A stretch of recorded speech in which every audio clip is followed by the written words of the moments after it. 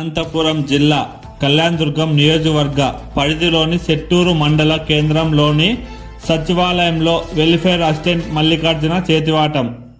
లబ్ధిదారులతో వేలిముద్రలు వేయించుకొని పింఛన్ డబ్బులు వాడుకున్న వైనం.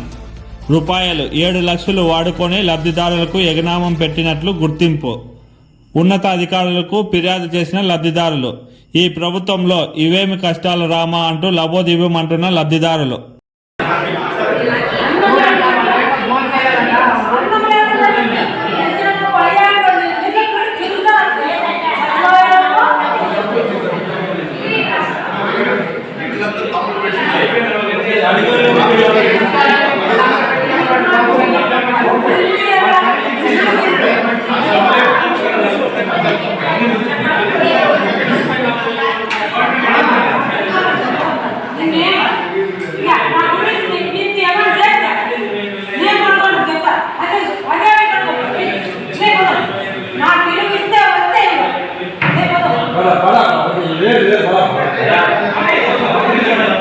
పెన్షన్కి వచ్చినారమ్మా మీరు?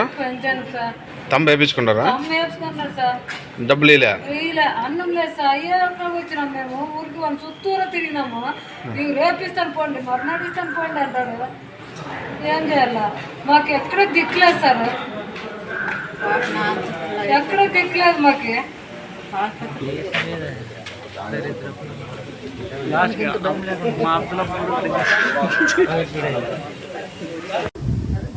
సార్ మల్లికార్జున సార్ నమస్తే అండి.